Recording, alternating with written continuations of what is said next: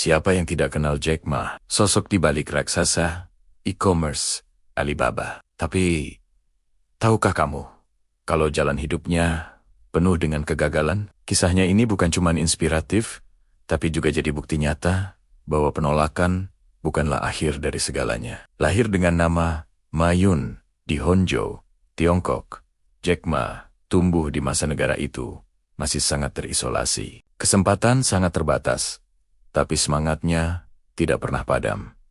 Sejak kecil, ia sudah punya pandangan global. Setiap pagi, selama 9 tahun, ia bersepeda ke hotel dekat rumahnya hanya untuk bisa belajar bahasa Inggris dari turis asing, bahkan menawarkan diri jadi pemandu wisata gratis. Dari sinilah ia mendapat nama panggilan Jack. Semangat belajarnya luar biasa, tapi perjalanan akademisnya tidak mulus. Jack Ma pernah gagal ujian masuk perguruan tinggi sampai 3 kali.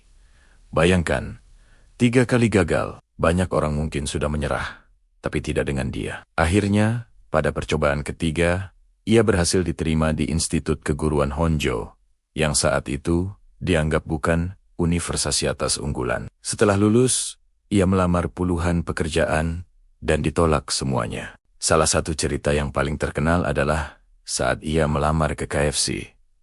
Dari 24 pelamar, 23 diterima.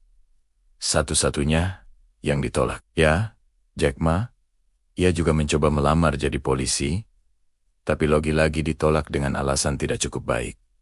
Bahkan saat ia melamar ke Harvard, ia ditolak 10 kali. Rasanya seperti semua pintu tertutup untuknya. Namun, titik balik hidupnya datang pada tahun 1995 saat ia berkunjung ke Amerika Serikat. Di sanalah ia pertama kali berkenalan dengan internet. Temannya menunjukkan cara kerja internet, dan kata pertama yang ia cari adalah bir. Muncul berbagai jenis bir dari seluruh dunia, tapi tidak ada satupun dari Tiongkok.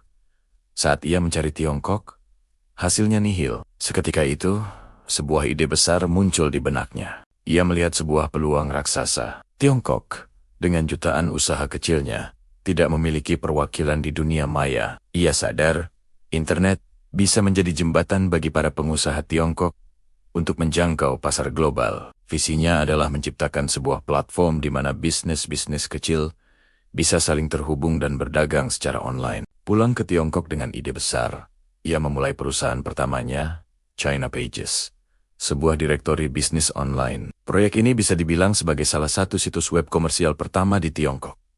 Sayangnya, proyek ini pun gagal, tapi kegagalan ini tidak membuatnya berhenti. Justru, ia belajar banyak hal berharga tentang bagaimana dunia internet bekerja. Pada tahun 1999, Jack Ma mengumpulkan 17 temannya di apartemen sederhananya. Di sana, dengan semangat yang membara, ia memaparkan visinya untuk sebuah perusahaan baru yang ia beri nama Alibaba.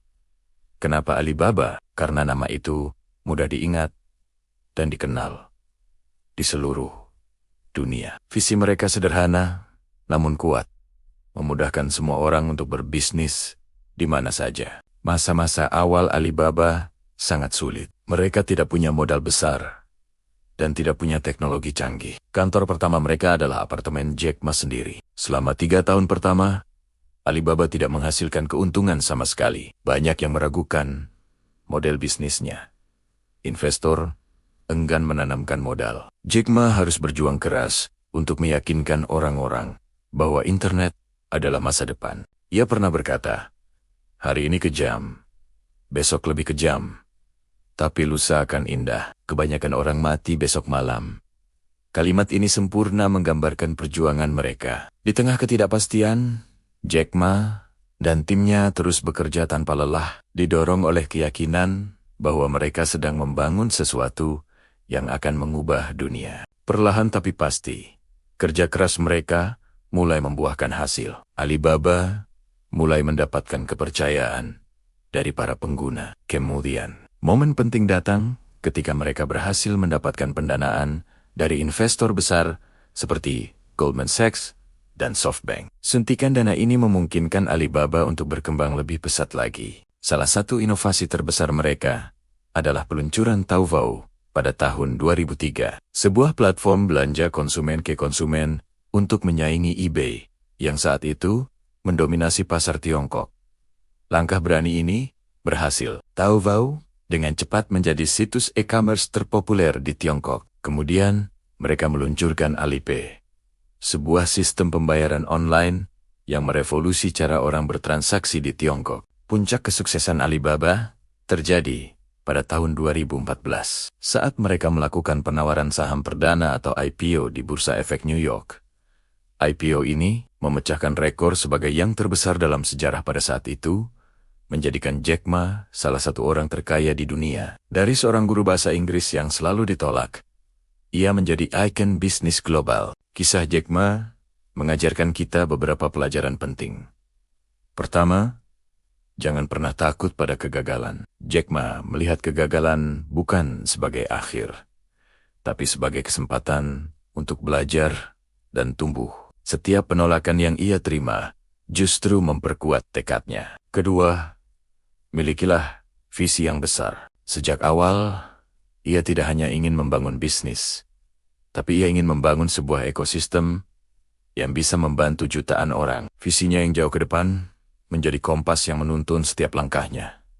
Ketiga, ketekunan adalah kunci. Tidak ada kesuksesan yang instan. Jack Ma dan timnya harus melewati tahan-tahan yang sulit sebelum akhirnya merasakan manisnya keberhasilan. Mereka terus percaya pada mimpi mereka, bahkan ketika tidak ada orang lain yang percaya. Dan yang terakhir, beranilah untuk berbeda. Saat semua orang meremehkan internet di Tiongkok, Jack Ma justru melihatnya sebagai peluang emas. Ia tidak mengikuti tren, ia menciptakannya. Jadi, jika kamu merasa sedang menghadapi banyak penolakan atau kegagalan, ingatlah kisah Jack Ma. Kegagalanmu hari ini bisa jadi adalah fondasi untuk kesuksesanmu di masa depan. Teruslah belajar, teruslah berjuang, dan jangan pernah biarkan orang lain memadamkan mimpimu. Siapa tahu, kamu adalah Jack Ma berikutnya. Terima kasih sudah menonton. Jika kamu suka dengan video ini, jangan lupa untuk like, komen, dan subscribe agar tidak ketinggalan cerita-cerita inspiratif lainnya. Sampai jumpa di video berikutnya.